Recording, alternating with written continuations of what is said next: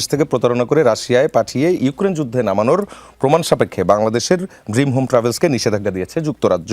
এর প্রভাবে যুক্তরাষ্ট্রের তৈরি তালিকায় বাংলাদেশের নতুন করে কোনো ঝুঁকি বা শ্রমবাজারের কোনো প্রভাব পড়বে কিনা, যেটাকে আমরা টায়ার 1, 2, 3 বলি। আমরা এখন আছি টায়ার 2-তে, আমাদেরকে কি টায়ার 3-তে নেমে যাওয়া অথবা আমাদের মান সম্মানের বিষয়ে? এখন দেখেন, আসলে যদিও সরকারে থাকার সুবাদে তো সরকারের বিভিন্ন কার্যক্রম নিয়ে তো আমার একটা দায় আছে বা সেটা আমাকে অ্যাড্রেস করতে হবে। প্রথম হচ্ছে যে এই যে যারা ট্যুরিস্ট হিসেবে ট্রাভেল এজেন্সির অনুমোদন নিয়ে থাকে, এইটা কিন্তু দেয় বিমান ও পর্যটন মন্ত্রণালয়।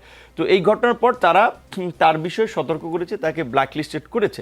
কারণ এখন আমাদের দেশে প্রায় 3000, আমাদের মন্ত্রণালয় থেকে প্রায় 3000 এই রিক্রুটিং এজেন্সি লাইসেন্স নিয়েছে। প্রকৃত অর্থে আমি যদি বলি, আমাদের ডেটা অনুযায়ী 4 থেকে 450 লাইসেন্স আছে যারা লোকজন পাঠায়।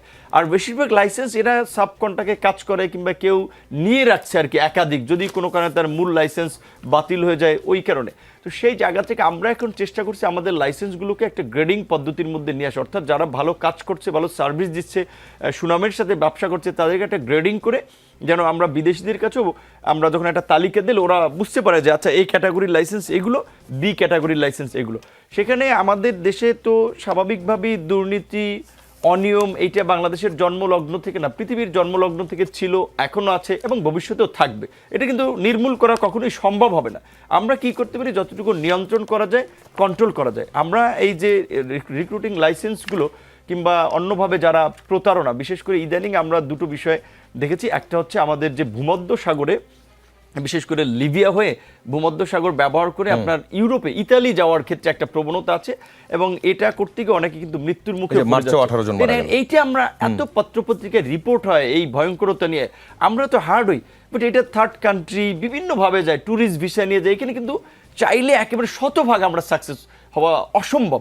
সেকেন্ড হচ্ছে আপনি যে বিষয়টি বলছেন যে ওই লাইসেন্স যারা আপনার dream holiday, dream travel and ট্যুরিজমের কথা, যে তাদেরকে ব্ল্যাকলিস্টেড করেছে।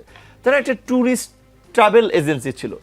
এখন তারা হয়তো ট্যুরিস্টের লোক পাঠিয়েছে, কিন্তু অবৈধভাবে ওই আন্তর্জাতিক একটা মাফিয়া গ্রুপ বা চক্রের সাথে যোগ সাজেছে, কিন্তু তাদেরকে রাশিয়া পাঠিয়েছে। এরকম আরও কিছু ঘটনার একটা অভিযোগ ইউক্রেন সহ কয়েকটা দেশের মানবাধিকার সংগঠন আমাদের কাছে এসে বলেছিল, ডেইলি স্টার একটা নিউজ হয়েছিল।